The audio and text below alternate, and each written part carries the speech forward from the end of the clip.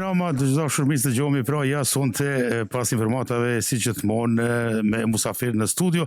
Mirë po kësaj radhe befasi musafir sidomos kur kemi prej trojeve tona shqiptare, atëherë e jona është që ta mbajmë këtu edhe ta bëjmë një intervistë, tregojmë se çfarë musafir edhe qëllimin edhe gjitha ato, sidomos kur kemi njerëz për shembull si në këtë nivel sonte që kemi, është kënaqësi shumë e madhe kur kemi një hoxha është profesor, është arsimtar, gjitha ato. Edhe njeriu, nëse dëgjon me vëmendje, me të vërtet mëson gjithmonë diçka tre.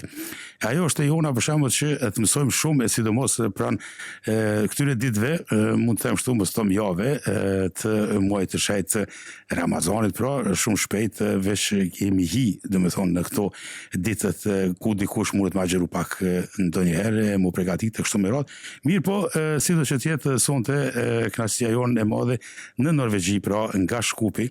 Ne kemi pas dje e sot edhe pak nesër musafirin këtu është hoxhë i nderuar nga Shkupi, Hasan Baftiari, mirëmbrëma dhe mirë se erdhë. Mirëmbrëma, mirë se u gjetëm, kënaqësi të jem bashkë me ju, besoj që këta çaste të cilat do i kalojmë bashkë do jenë të kënaqur edhe dëgjuesit, po edhe na këtu që jemi. Faleminderit. Atëherë nga ana ime, selam aleikum hoxhë i nderuar që jeni sot pjesë e emisionit tonë. Aleikum selam, faleminderit për ftesën. Gjithashtu kënaqësia është e jona, pa shku në disa pyetje që do i parashtrojmë se ne kemi gjithmonë qef edhe dëshira më e madhe edhe për ata që na shikojnë dhe ndëgjojnë sonte, dinë më tepër përfitojnë nga feja, prej xhallarëve që i kemi sidomos të moshës tuaj tash të ri, mirë shkolluar, që dinë më së miri ta shpjegojnë rëndësinë e fesë. Ju jeni për atë pak në Norvegji edhe për atë do ta dim më tepër ndoshta për edhe biografinë tënde, pak profesionin, sepse vjen nga kryeqyteti Dardan i Shkupit. Fillimisht mirë se u gjeta, kënaqësi e veçantë dhe më e madhe është e imja që gjini këtu në mesin tuaj. Dhe padyshim se është hera e parë që po vi në Norvegji, jo hera e parë që po vi në Evropë, se kam ecë shumë nëpër Evropë. Kam qëndruar 3 vjet në Gjermani si ligjërues dhe kjo është hera e parë që po vi në Oslo. Më doli më mirë se sa e kisha paramenduar dhe kisha prit. Nga mikpritja dhe vëllezëria, padyshim na shqiptarët kemi atë mikpritjen tonë me të cilën veçohemi në nivel botror.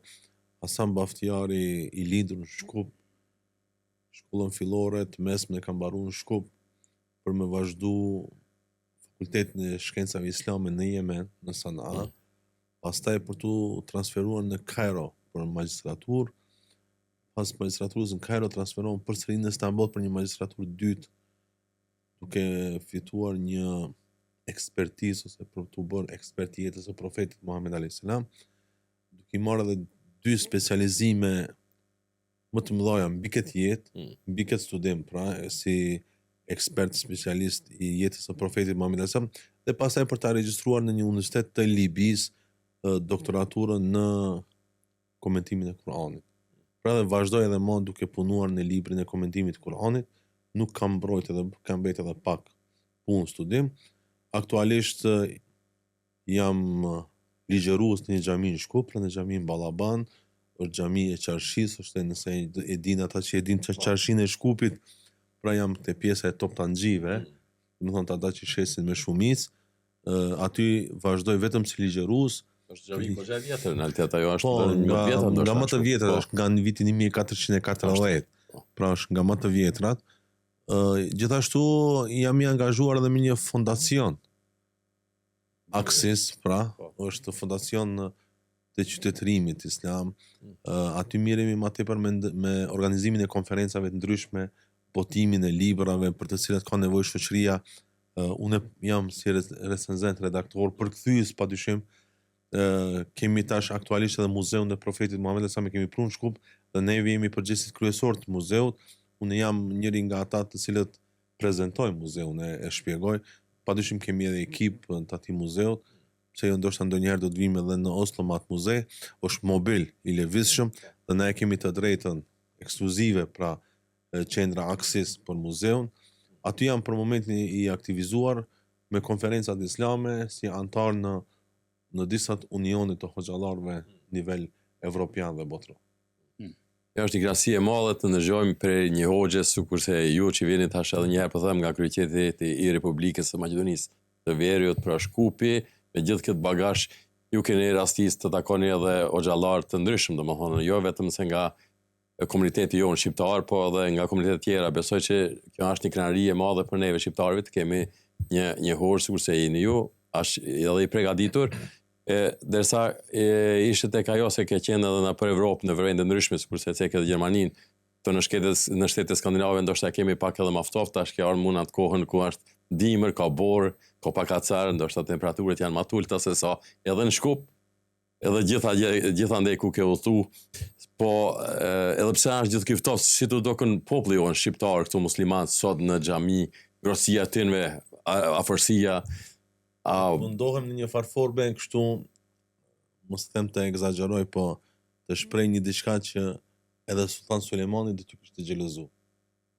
Pse them këtë, se kam shumë argumente. Sultan Sulejmani 2 tentative për të deportuar në Evropë u ndal në murët e Vienës. Nuk arriti me deportu.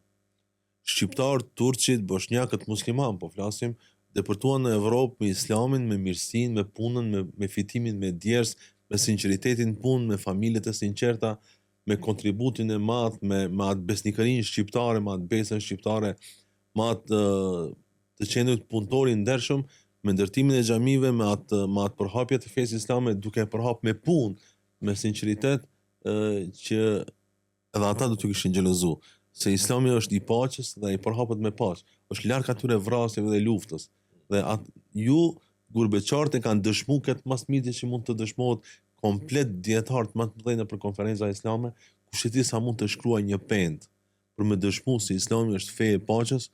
Gurbeqarët e kanë dëshmu mas miti me vepra, për arsye se vepra e një personit është më e mirë se 1000 fjalë të një dietari që mund t'i thuaj edhe ta shpjegoj ata. Një vepër i shpjegon ata fjalë vetëm me një lëvizje shumë të vogël. Dhe ju me një lëvizje shumë të vogël keni dëshmu se na jemi ata të cilët e jetojmë Islamin me vepra, larg fjalëve dhe larg atyre mendimeve të çuditshme që mund t'i thotë dikush, qoftë nga dashuria e madhe, qoftë nga urrëtia e madhe.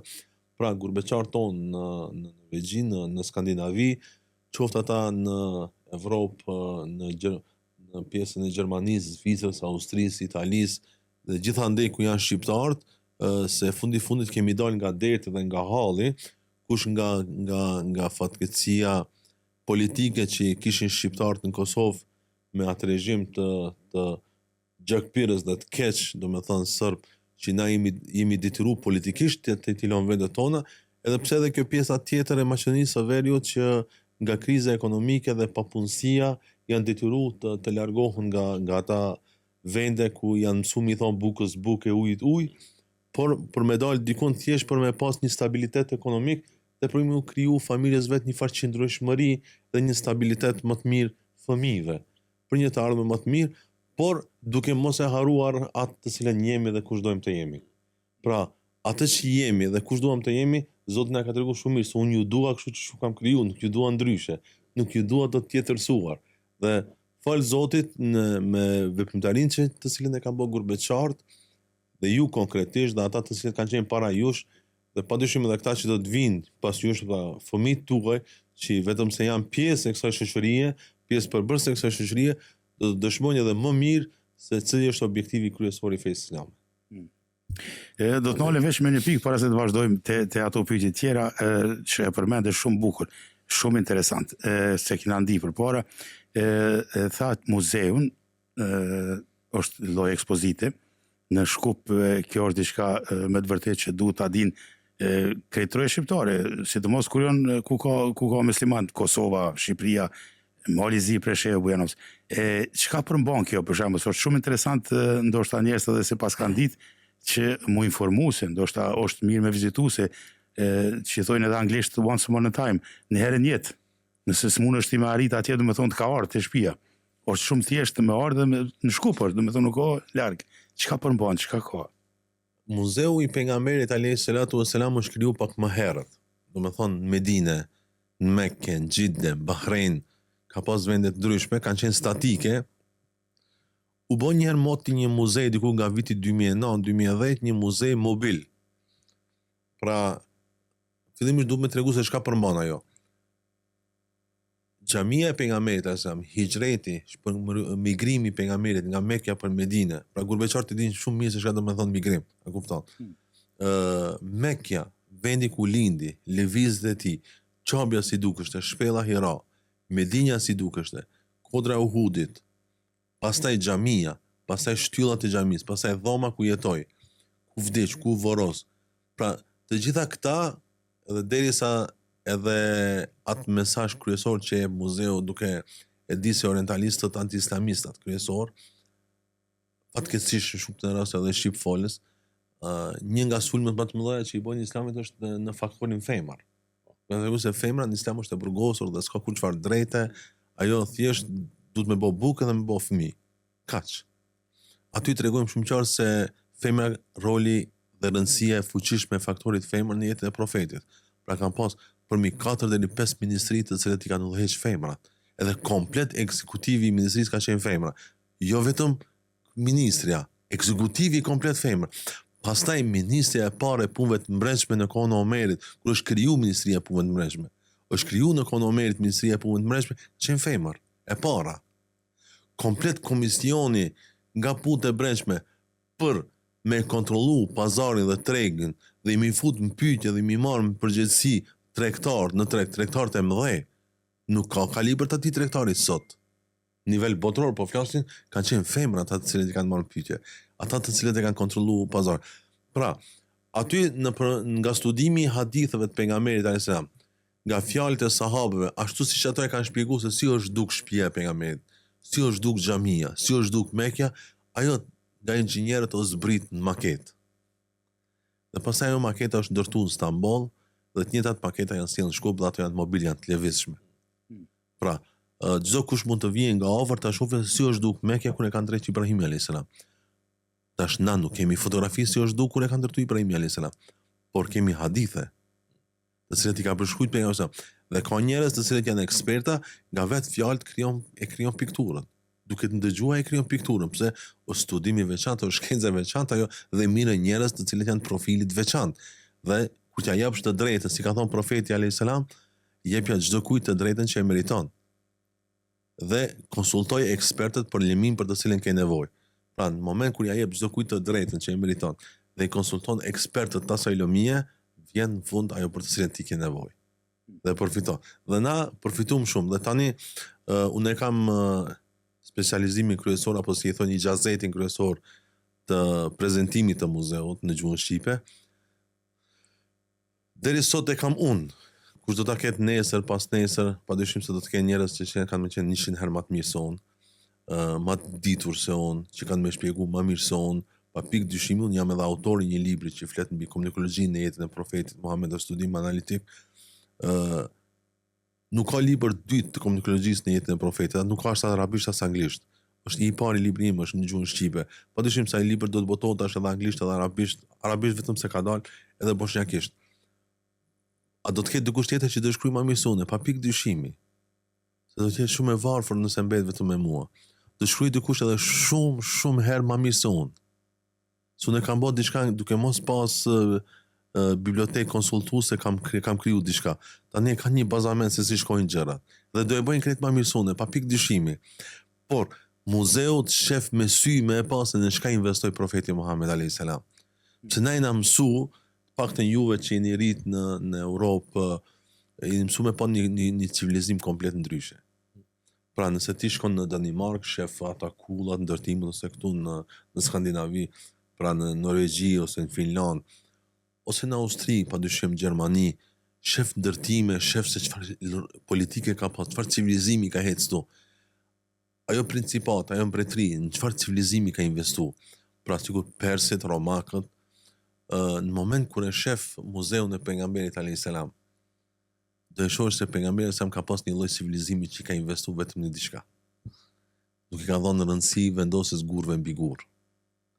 Nuk ka ndërtuar fortifikata të ndryshme. Civilizimi islam objektive ka njeriu. Ai do më ndërtu njeriu. Jo dritat, jo kanalizimin, por ashtu i thosë se nëse e ndërton njeriu, dritat vijnë pastaj. Ai ban pastaj. Edhe sot bota moderne, qoftë shqiptare, qoftë jo shqiptare, e ka mungesë njeriu e mirë.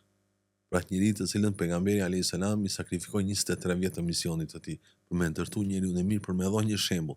Sot bota e ka mungesë. Pse? për arsye se s'kan kanë me marrë shembull. Allahu fuqiplot e dinte shumë mirë se muslimanët edhe ata kanë marrë si jetu sikur bota jo islame, se këta marrim shembull, dhe marrim shembull një futbollist, po për çfarë ta marrim shembull? Për mënyrën si i ka rregullu flokt, i ka vesh rrobat firmato, apo si ka raportet me nanën dhe me babën? Apo se është një çun i llastuar që për çdo ditë domethënë filtron me femra. Në çfarë forme do e marrim shembull? Dhe mund të themi edhe na musliman, kishim mund të themi edhe na musliman, derisa Allahu fuqiplot e diti këtë gjë para nesh. Dhe tha, laqad kana lakum fi rasulillahi uswatun hasana. E ju s'keni mungesë shembull. Ju e keni shembullin te profeti i Zotit. A dëshiron me di se si duhet të jesh në familje? Po, shifë si ishte profeti i Zotit. A dëshiron të dish se si duhet të jem unë me komshit? Po, shifë si ishte profeti i Zotit. A don të di si duhet të jem unë me shokët, me rinin? Po, shifë si ishte profeti i Zotit. Si duhet të kontriboj për shoqërinë? Po, shifë si kontriboj profeti i Zotit. Si sakrifikohet për njerëzit të cilët kanë nevojë për ty? Shifë si sakrifikoi profeti i Zotit. A duhet ndonjëherë të sakrifikohet gjithçka për të mirën e njerëzimit? Po, ai e la dhe qytetin ku lindi. Dhe thoi Mekja ime e dashur, mos më përzinin banorët e tu, asnjëherë nuk do të lej aty. Të gjithë gurbeqarët kanë thonë, oj Prishtina ime e dashur, ose o Shkupi ime i dashur, ose o Kumanova ime e dashur, nuk largohem se unë dua aty. Por dertët hallët më detyrojnë mu largu që mos me të haru asnjëherë. Pra kjo është dashurinë ndaj Allahut. Ai na mësoi dashurinë ndaj Allahut. Nuk na mësoi askush tjetër. Për pos muslimanëve dhe pastaj jashtë edhe shqiptarëve nuk ka askush dashurinë ndaj Allahut. Se tjerë kanë dashurinë ndaj interesit. Kush interesi aty është atë im. Kush mirëqenia ime, kush stabiliteti im është atë im. Por jo, në Islam është atë është atje ku ke lind, atje ku je mësu me e thirë në nëntane nan, atje ku je ke mësu ka një kebab, atje ku je mësu si mi thonë bukës, atje ku ke mësu se çështu duhet me hes, atje ku ke mësu se kojshiu është pjesë e familjes tënde, atje ku ke mësu se ata njerëz të cilët flasin dhe mendojnë sikur ti janë vëllezërit e tu, ai është adhejut dhe këtë kanë vetëm shqiptarët, po flas me ata të cilët i kemi vëllezër shqiptar që janë ortodoksë dhe të krishterë, edhe muslimanët në nivel botror e kanë dashurinë ndaj Allahut, këtë mënyrë të tjerë nuk e kanë. Pra na edhe 20-30 vjet me jetu ti nos në Norvegji, nuk mund të harrojsh Kosovën. Për arsye se shpirtërisht je lidhur me Kosovën. A dim pse? Për arsye se kur lind fëmiu, e pa kur fillon ata 8 muajt e parë fillon me hec kamadurës, zhaki thonë të neve në Shkup. E pa i hanë dhe. Organet e tua në trupin ta janë ndërtu me atë lloj dheu. Ku du shko, organet e tua atë lloj dheu e duan. Ti mund të jetojsh edhe në dheun e Mekës. Po ma organet e tua nuk e dojnë atë dhe, e dojnë atë dhe atje. Ndoshta në atë fshatë në tand atje ku diun ku janë Kumanov ose në Kosovë. Ai dheu është i joti, ai dheu është kompatibil me organet e tua, atë e don. Pse e don ti? Ke parasysh pse ai dhe flet sikur ti, ai mendon sikur ti, ai lëviz sikur ti, njerëzit tjerë të cilët janë aty rreth, ndoshta ekonomikisht nuk qëndrojnë sikur ti, po në mendime tjera qëndrojnë sikur ti, pse ata hajnë bukë sikur ti. Kush e din sa restorani në botë me shku na shqiptar, neve na merr malli për flinje për pita, kupton? Bota nuk e din sa hat flinja e pitja, kupton? Ti mendon se po i bën terrorizëm organizmi. Jo, unë po kënaqesh se si bën terrorizëm maskull. Ke parasysh? Pra, janë disa gjëra të cilat nuk ndërtohen në fakultet. Janë disa gjëra të cilat ndërtohen vetvetiu nga dashuria që mundesh ti me ngjall për dikën. Faleminderit, me të vërtet tash edhe unë edhe me tushi si gërbeqar që jena, na qite pak në mallkim, se për pak më janis njerë edhe me kajt, kur i dëgjon këto, se po na merr edhe malli. Po, për ndryshe është tek knasisi një ofrim në realitet, se na tash kryeshovi Hoxhën Hasan këto, profesorin nderuam që ka ardhur këtu në Oslo tek ne shqiptarët, neve në realitet po na afron nga të vendlinjeve tona, të mjafton vetëm se ta përshkruash atë qëllimin të evolimit njerëzimit tonë, më thonë si jemi po. Ju tham diçka shumë thjesht. Nuk më pëlqen me filozofu ku nuk jam në mezhlis ku duhet me filozofu. Jemi në kuvend vëllezëror krahas asaj që jemi në një radio dhe po transmetohemi në direkt, është pak e rëndësishme ajo tjetra, po përsëri po ju them si vëllezër. Ku na ka dërguar Zoti neve? Çatin shqiptari. Nëse neve ja kthejmë shpinën asaj shqiptarie, qoftë Kosovës, qoftë Maqedonisë së Veriut, qoftë Malit Zi, qoftë Preshevës, qoftë Bujanovsit, Medvegjës, na ja kemi kthi shpinën Zotit se Zoti do të thonë paska gabuar që na paska çu atje. Po Zoti ka mujt me çu në Tel Aviv me tu. Zoti ka mujt me çu ku diunë, në Monte Carlo. Ka mos ka mujt me çu Zoti se ka mos ka çu njerëz. Ty të ka çu atje. Ti mundesh me hes krejt botën me përfitu njohuri dhe fuqi ekonomike nga e gjithë bota, por ti nuk mund të tjetërsor se ti përket atij vend dhe ti dush mu mundu për me ndërtu atë vend, sa i vendi është i yti. Ajo është emanet i ytë. Ko të shkojsh ti atë vend ku ke lind e ke emanet në qafën tonë dhe tër jetën. Edhe nëse shkone dhe fëmijët e tu, dush mi mësu se na jemi të atij vendi, kras asaj që na mund të marrim pjesë në kulturat e ndryshme, na nuk asimilohemi, na thjesht integrohemi, po me kulturën dhe identitetin tonë, na nuk e harrojmë identitetin. Letër njoftimi jonë është ky, nuk mund të tjetërsohem me të qenurit shqiptar, unë jam shqiptar, s'mund të tjetërsohem, për arsye se Zoti ka dashur me qenur shqiptar, se kam zgjedh vet. Nuk më nxjerri Zoti mua një 20-30 nacionalitet ose pas të dy nacionalitete se janë botë, e më tha Hasan, çu në kamë dhe zgjedhë ti, do një piket atje ku don ti me jetë. Do shta kush unë që kisha kërku me qenë. Por jo, Zoti tha ti je shqiptar, pik. Pëlqen s'pëlqen. Jo të pëlqen s'pëlqen. Ki me e dasht edhe ki mu krenu me shqiptarin tënde. Pse Allahu fuqiplot ka dasht, nuk e kemi zgjedh na vet. Kush e di sa kombëtar mu bë. Allahu e ka dasht, o Zotni. Nuk kemi nevojë na të thrasim këtër botës mi tregu se je shqiptar, se Zoti ka dasht ti me qenë shqiptar. Nuk mund të tjetërsohesh. Atjetën e ka bën ndryshe. Pra, kur ti e don vendlinjën tënde, nuk ki nevoj askuj mi tregu se unë e du shumë, se ti obligime keme e dash atë vendlinje. Obligime se Zoti që aty të ka qupe, se ka mund me qunë dikun tjetër. Pra kur ti ndihmon vendlinjës tënde, fshatit tanë, qasaj rrugës atje ku ti e ke shkel me dhe sot e ndihmon mu asfaltu, ose një shkollë, ose një ambulancë, ose një ku di unë që ka nevoja i vendi, ti e ke obligim mi ndihmu, është emanet i ajo. Se ti Zoti ta ka dhënë mundësinë ekonomike pak më të mirë sa ati tjetëri i cili jeton atje e ruan atë vendin ashtu siç është, por fuqia ekonomike është ajo që është. Ke parasysh. Pra ti e ke emanet me ndihmë. Dhe emaneti është shumë i rëndë. Hoxhë nderuar, sa i përket afrimit shpirtëror të shqiptarëve tash, a janë ka afrohen shumë afër fesë në edimit tash se nuk jemi edhe ne ata që nuk shohim edhe vim edhe vendlinje. Po ke pas rast që ishte në Norvegji këtu se xhamit mushën plot sidomos në ditë të xhumë, po edhe gjatë kohrat të namazeve të ndryshme gjatë ditës, ata që mund të arrisin mund vinë këtu, po si qëndron ajo në atë aspektin shpirtëror, afrimi i shqiptarëve afër fesë, jemi ka ofrohemi, jemi ka i ndënjojmë këshillat edhe gjithë ato të mira që juve sot na i ofroni. Pasi që kemi edhe lëvizje rrima të ndryshme tash, e tha edhe më herët, se kemi edhe shqiptar që do shta edhe kundërshtojnë gjithçka, po.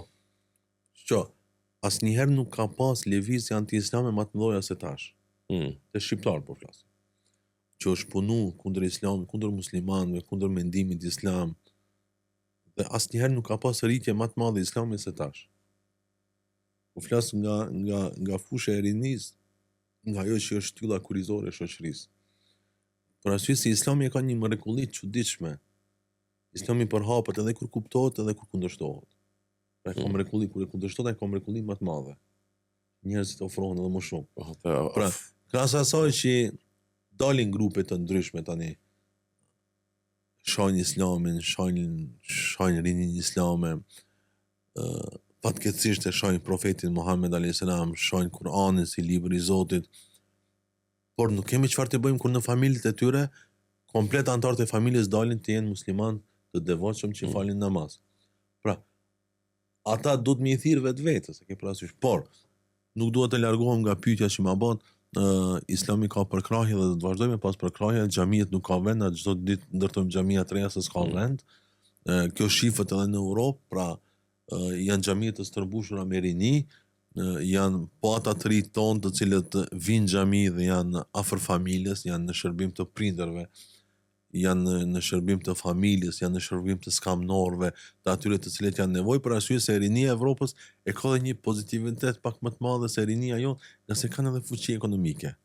Pra edhe punojnë, edhe jo që të neve nuk punojnë, por të ardhurat janë më të mira se sa të na, se edhe të neve rinia punon, studion, mëson, por është pak ndryshe sistemi këtu, por arsye se unë kam jetuar në Gjermani, e di që një student edhe punon edhe studion, por ai nga puna që e bën ai paguhet.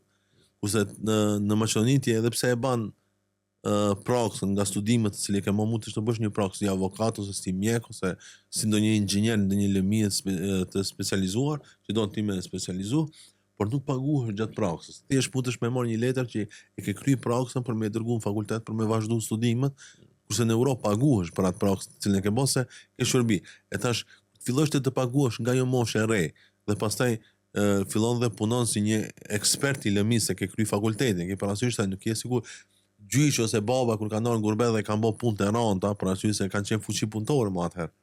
Ke parasysh kush tash rinia janë të gjithë të shkolluar dhe ai flet për islam, po flet nga prizmi i një mendësisë norvegjeze. Nuk flet nga prizmi i një mendësisë katunare të rënda, kupton që nuk është dalë as pak më civilizuar dhe me zbrit me kam tokë me thonë, o vllai dash, ku je be? A jenë tokë të bukës, a ku je? Ajo të e pash, shka muhabeti. Ajrin e ku je duke shfrytzu? Pse po jeton? Tokën e ku je duke shfrytzu? Shiun e ku je duke shfrytzu që e ujë tokën tënde? Edhe ky ujë për me pi. Pse nuk ndalesh me mendu? Kush t'i dha ti këto? Po nesër me ta ndal ajrin, çka kemi bë? Nesër me ta bë ajrin, oksigjenin tanë që e përdortim në ditës, me ta bë me parë, çka bën ti? Pse nuk ndalesh me mendu? Por ajo rinia e cila është e shkolluar këtu në Evropë, kur të filloje me mendu me atë matrunin e lirë të mendurit, duke mos pas ato kthjetrat e mendimit negativ në kokë, i lirë mendim. Pra, fëmiu yt mendon për islamin si norvegjez, për arsye se e ka kriju mendimin norvegjez në kokë, edhe pse ai e din që është shqiptar, e don shqiptarin, por për pozitivitetin në botë, për të mirat në botë, ai mendon si norvegjez se është prodhim i shkollës norvegjeze. Dhe kur të mendojë në trun si i lirë te, ke parasysh, domethënë, tash ata të cilët janë të moshës time ose pak më të vjetër, në Maqedoni, padyshim se edhe më kemi atë frikë kur nuk kush na flet maqedonisht, ndonjë policë ose në rrugë na flet maqedonisht dhe ne edhe më kemi atë trem, edhe pse sot nuk duhet ta kemi. Por nuk e kanë fëmijët e mi dhe kush e di sa mi fol maqedonisht është shqip, për arsye se ai e ka shiju lirin. Pse vërtet, domethënë mund të më ta pse ngri zërin, unë dëgjoj shumë mirë. Kurse një fëmijë juaj që është shkolluar këtu, është rritur bërtit ti sa dush, për arsye se ati në kokë i bërtet vetëm fuqia e argumentit, jo fuqia e zërit. Si thoshte Hoxha Rahmetlia Jakub Asipi, nuk i rrit lulet bubullima, po shiu i rrjedhshëm. Pra, nuk u mbind mu me të bërtitme, mu mbind me argument. Kjo është fuqia e një intelektuali i cili e ka trunin e hapur. Nuk ki argumentet. Nuk ki argumente. Kot trumbetoni muhabete koti një grup njerëzish të cilët dalin tërkohën flasin kundër islamit dhe muslimanëve, fatkeqësisht që po ta ndodh shqiptari, një popull të cilin e kanë lavdruar Osmanlitë dhe tërë ata dietarët e mëdhej. Po du m'ja u tregu një sekuencë shumë të vogël, nuk di nëse e keni ditë. Në vitin 1930, tash tamam 30-32, do të ka qenë kryetari i Unionit të dietarëve musliman në botë, Taha ibn Ashur, që ka posimin nga Tunisi. Muftia i Perandrisë Osmanit që ka rape ka qenë dorëqyt, po muftia kryesore ka qenë Mustafa Sabri, që ka pas emrin. Në një debat në Tunis, në konferencë islame, janë rrok Taha ibn Ashur dhe Mustafa Sabri për veshjen. Pra, a duhet një hoxh me veshje alla franga, apo duhet me ndejt me xhube dhe hoxhe me shallë, nuk i jepet e drejta e kravatës. Ka pas ai debati, ke parasysh 100 vjet debat. Dhe Taha ibn Ashur, tekstualisht ju them kështu, se ekzistojnë libra, pra nuk po flasim nga dashuria dhe nga mi zballu gjërat. Libër, ka libër. I dërgon letër muftisë së Kavajës. Ismail Kadukut, i dërgon letër. Thotë, kemi një debat, pikë çështje me Mustafa Sabri, me muftin e Perandorisë Osmane. Do të thonë, jo muftin e qytetit, Perandorisë Osmane, pra atë kanë dietar të kalibrit shumë të madh. Më ka dietarë të kalibrit hala më të madh. I kërkon ndihmë një muftis Kavajës. Për më muftia e Shkodrës ka qenë më i madh i Tiranës, ka qenë më i madh. Muftis Kavajës. Thotë, na e zgjidh këtë problem, thotë se Mustafa Sabri vetëm mendimin tënd e pranon. Edhe ka shkruar një libër dhe ja ka dhënë përgjigjen. Nuk po hitë përgjigja se nuk na bën punë këtu. Pastaj, çështja e dytë. Kur është formuar shteti shqiptar në vitin 1912, me Ismail Qemalin, keni parasysh kryetari i Senatit të shtetit shqiptar ka qenë Vebidivra. Hoxh Vebidivra, i cili ka dhënë edhe fetvan e përdorjes së flamurit me shqipojnë me dy krena. Po musliman kanë drejt me pranu, parasysh se shumica edhe muslimanët edhe krishterët e kanë shoh flamurin duke mos ju përcjell logoja e cila është flamur, se shqipoj me dy krena s'ka. Po ajo është një logo që na përshkruan neve si shqiptar, do me gjak të kuq e me gjendje të zezë, do të thonë me luftra e kështu, duke mos i pas, duke ndaj marr trevat e duke mos i pas sigurt kufijtë të cilat i kemi, ashtu siç ne kanë gjitë emrin edhe të shelit, Ballkan. Ballkan, do të thonë mjalt me gjak. E lezetshme me jetu, po gjithmonë gjak ka me pas, si kemi qarsu me kufin. Neve na duhet kufini deri në Nish, sërp nuk na japin, kënena grekt kanë marrë pjesën e çamërisë, e dojmë edhe çamërinë, kënena malazes na janë fundin Shkodër, edhe shumë sende tjera tash mos him te Shqipëria natyrale me këtë londinezën, na janë tullovi shumë gjërat. Atko kur ai zgjidhet kryetari i Senatit, dhe jep fetvan, shkon në haç. Këto janë gjërat të cilat janë dokumentume, nuk e kemi muhabetin. Argumente. Po, me dokumentume janë, këto këtë janë dokumentume. Në mbretërinë, në Haç, për shembull në Mekke, mbreti i Arabisë Saudite ka qenë baba i Fehdit, Abdulazizi. Jo Faisalli, para Faisallit, Abdulazizi.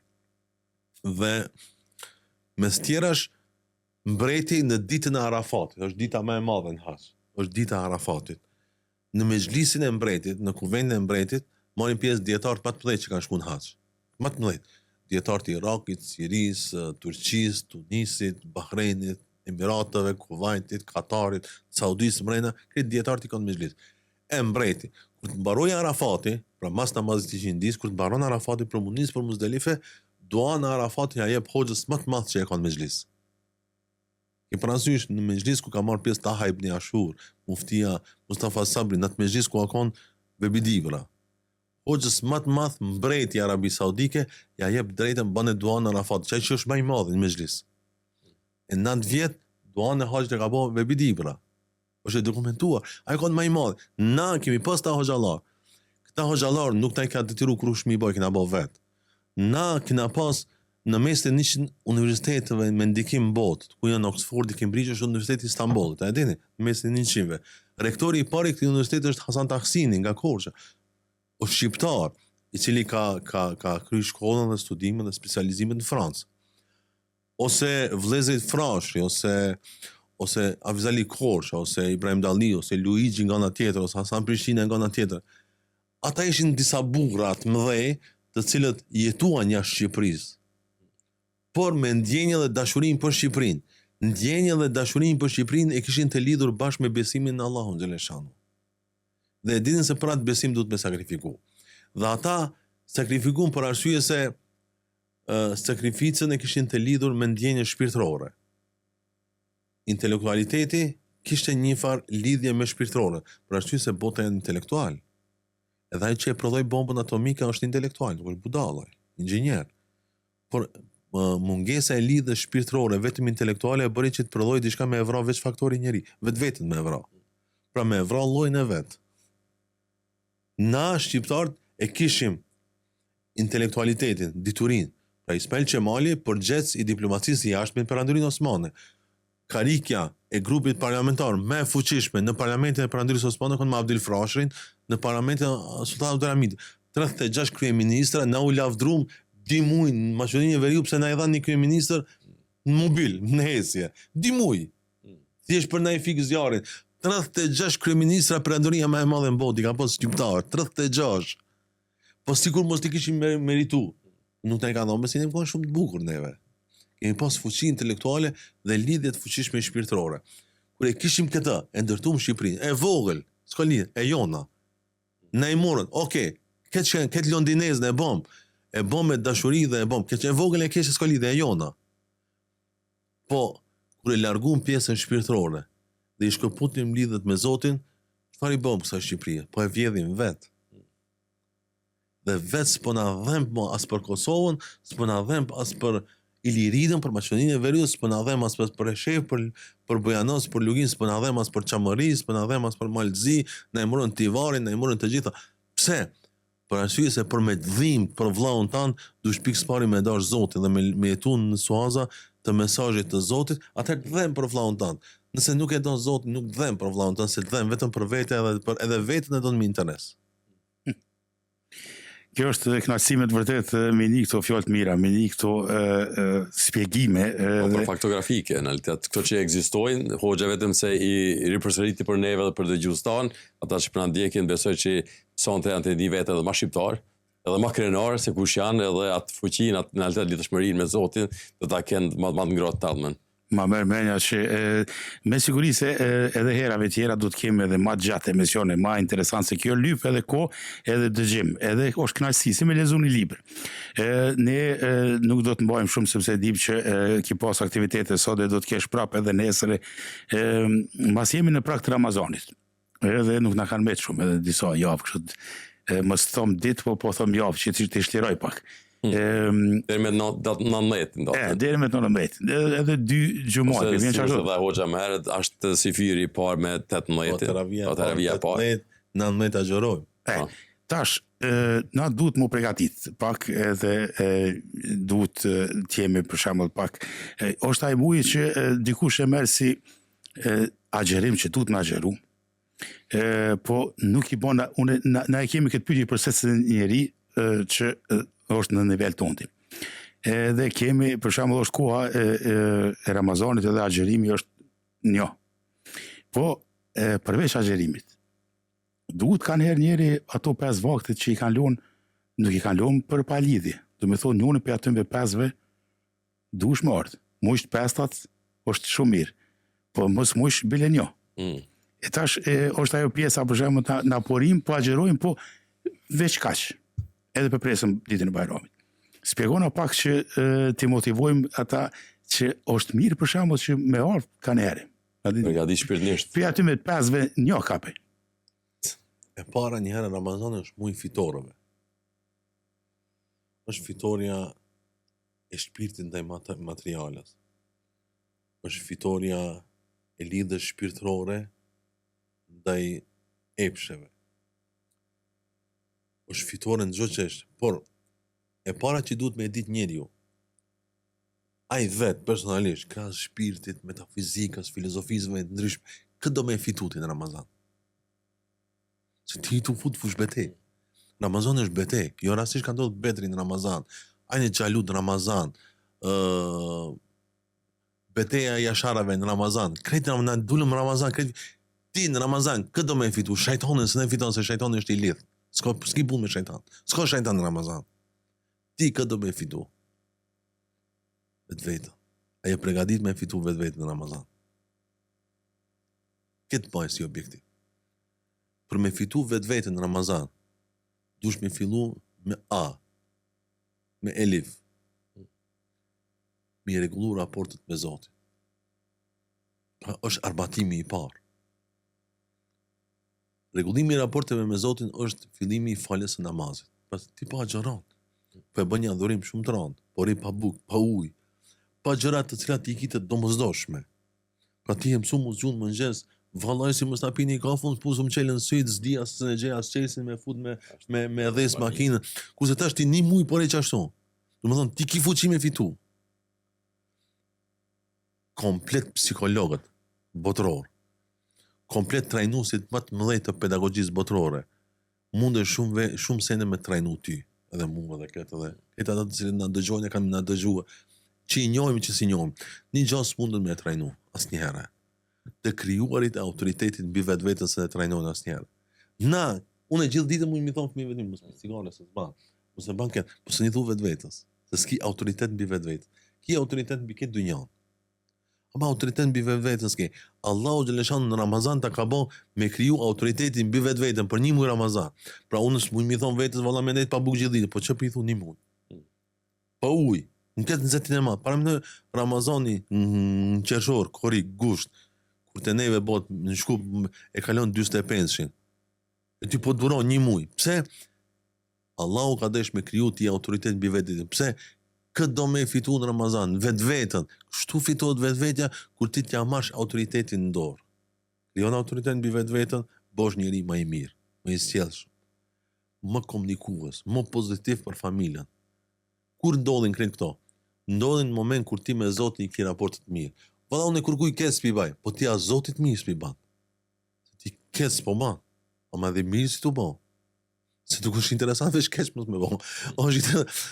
Islami nuk ka ardhur me neve me na ndalu keq mos me ban. Dëllimi i muslimonit është keq s'ban, po dhe mirë ban.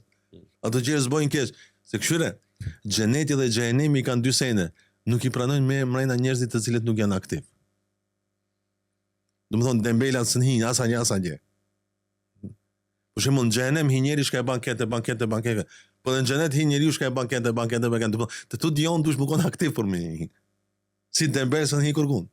Mes, as xhenet, as xhenem. Dembel, për që të ka thonë shajtani, do të zotë qëto dembelat si nguti se këto i kam dorë, në kur du shka du ju baj. Këto janë të mirë, këto ushtari kam. Ka thonë, s'kam shka t'i bëj atina i cili është pozitiv. Dhe lëviz, pa bën vepra. Gabon, se ka problem se gabon. Se Allahu Gjeleshanu besimtarin nuk e kalon peng të gabimit. Ka në s'ka lidhë, gabo. Se kam kriju falit, unë ta fali. Vështimu së ndalë. Për arsye se ti, duke gabu, ki mu ndërtu, ki mu mësu. Nuk ka mundësi, edhe ai zotriu, ai shkencëtari që e prodhoi poçën elektrik, 99 herë gaboj. Ma ja qëlloj në fundë dhe këtë dënjoj ka drita dhash. Gabo, s'ka lidhë, musu bën peng i gabimit. Ramazani mëson ata, musu bën peng i gabimit. Fitoje vetën tënde. Fitoje vetën tënde se egoja jote është më e keqe se shejtanit. Edhe shejtani ka dënjerë nalesh ama ti s'di mu nal. Kur ti ki interese të mëdha, kur ti ki një smundje që don me glabru gjithçka, ti s'në të nal kur gjon. Ti të nalin veç diku pikë dhe. Për çata, për më nal para kohe. Fillo dhe luftoj pak vetën tonë, shire se e keni fal betejë mbrejna në vetvete, ku ti dush me fitu vetvetën është shumë më e rëndë se mi fitu beteja tjera. Sahabët dilnin fitor në Bedër, dilnin fitues në Hendek, dilnin fitues në Hunen, dilnin fitues në namaz natë, dilnin fitues në sadakat, dilnin fitues në familje. Pse? Ato kishin dalë fitues të vetvetja dhe kishin kri mohabet, ato ishin fitimtar. Gjithmonë njeriu që e ka fitu vetvetën, s'humb asnjëherë në jetë. Për arsye se ai ka vdek interesat, ai s'ka interes për vetë. Gjithmonë njeriu që te kalon interesat e tij, ai s'mundet me qenë i mirë për publikun, se gjithmonë janë pik numër 1 e ka vetvetën. Në gjithmonë kur mundohet me bën një të mirë thotë, e unë ku jam? Në kretë këtë mohabet. E si të nisish në këtë mohabet, ku jam unë? Minutat nuk kanë vlerë kur janë shumë. Kanë vlerë kur janë pak dhe dobishme. S'ka lidhje sa janë. Nëse janë dobishme. Nëse njeriu nuk jep hapësirën e dialogut dhe komunikimit me njerëzit, nuk arrin te suksesi dhe te e vërteta. Muhamedi alayhis salam, vula e profetëve, njeriu më i mirë që e ka dërguar Zoti, që e ka dashur më shumë, që ka shkel mbi fytyrën e kësaj toke, që ka ngrohtë dielli, ka shndrit hana, e ka martuar një gru dhe e ka lind një nanë, e ka pas dikush bab, është pa i miri. Asnjëherë vendim nuk ka marrë pa i pyet shokëve vet. Dhe pa i dhënë drejt mu shprehu, liria e shprehjes, mendo, edhe ti ke drejt me mendu. Pse unë kam drejt me mendu? Pse ti s'ke drejt me mendu? Pra, nëse unë ju tham vetëm unë duhet me fol dhe ju s'duhet me fol, nuk kemi arrit kur gjë atëherë. Për arsye se unë për me fol dhe për mundu me kallzu diçka duhet me di se ç'ish mendon ti. Për këtë çështje, dhe pastaj të dialogojmë. Kjo është e bukur. Për shembull, nëse më lejohet me ilustru, për me pas një martesë të lumtur, duhet burri dhe gruaja me mendon ndryshe. Kjo është komplet kundër psikologjisë botërore. Pse? Thotë se nëse mendojnë njëjtë nuk janë të lumtur, thotë se kur nuk konsultohen. Mendojnë njëjtë. Shkon ke, thotë nisoj edhe gruaja ime, ose gruaja thotë po, a se ai mendon kështu. A kur mendojnë ndryshe e kanë patjetër më ul dhe me diskutu dhe marr me një mendim të fuqishëm. Pse? Thotë a kur diskutojnë, ç'i thonë muhabeti? Muhabet. Shkon është muhabet shqip dashuri. Thotë kur ti diskuton shtohet dashuria dhe në fund vina me një mendim të përbashkët dhe vazhdojmë bashkë. Pra, duhet me mendu ndryshe. Edhe dy shokë, dy vëllezër, dy veta që na dialogojmë këtu në emision, duhet me mendu ndryshe. Nëse na nuk mendojmë ndryshe, nuk hecim përpara. Për arsye se nëse mendojmë krejt njësoj, atëherë Zoti ka mund këtë njësoj me na bëjmë. Këtë muslimani kish bë. Edhe s'kish pas problem. E kish bë vesh xhenetin, xhenem s'ka. Jo. S'ka vlerë ashtu. Do të njerëzit duhet me mendu ndryshe, duhet me pas konceptin për Zotin ndryshe, duhet me pas konceptin për gjërat ndryshe, duhet me mendu nacionalitetin e vet ndryshe, duhet me pa për atë, bota ka 16 milion ngjyra. Edhe unë e shoh këtë jeshil, po edhe ti e shef, po nëse na e marrim me përshkruajt jeshilën, unë e përshkruaj me definicion ndryshe, ti ndryshe. Për të jeshilja jemi. Por dioptria është ndryshe. Për këtë arsye, njerëzit duhet me mendu ndryshe që më ulë me diskutu për marrën diçka të bukur dhe të përbashkët. Nuk ka të drejtë askush, askuj më i thon ti s'ki drejt me fol, çdo kush ka drejt me fol, çdo kush ka drejt me mendu, po jo çdo kush ka drejt keq me bë. S'duhet me bë keq. Nëse neve nuk kemi mundësi krejtve mirë me ju bë, kemi mundësi kërkuj keq pas mi bë. Faleminderit shumë, Zoti shpërbleft që erdhe këtu. Zoti shpërbleft, faleminderit shumë ime. Ishte kënaqësi e jona, e gjithë këtyre shqiptarëve që po presin jashtë që kanë pasur sot dhe kanë dëgjuar. Ma dhat këtë mundësinë, këtë hapësirën disa minutë që me qëndru bashkë me ju, ishte kënaqësi. Shpresoj. Dhe mbes me shpresë që këta minuta që i kalum bashkë t'i gjejmë peshorën e punëve të mira ditën e gjykimit, inshallah këta minuta dëshmojnë për neve dhe jo kundër nesh, që na këta minuta që kemi ndetë këtu, kemi ndetë vetëm për hatin e Zotit dhe për asgjë tjetër, dhe inshallah don Zoti do është i kënaqur me na, e për këta orë që kam kalu bashkë me juve këtu në Norvegji, me këtë mikpritje të mirë vëllezërore, me qëndrimet këtu me atë respekt dhe të gjitha që i bën, inshallah don Zoti na shpërblen të gjithëve për punë të mira që i bën, na forcojnë këtë rrugë se rruga është e gjatë, natë lodhur, a mundon s'ban hiç. Amin. Amin inshallah.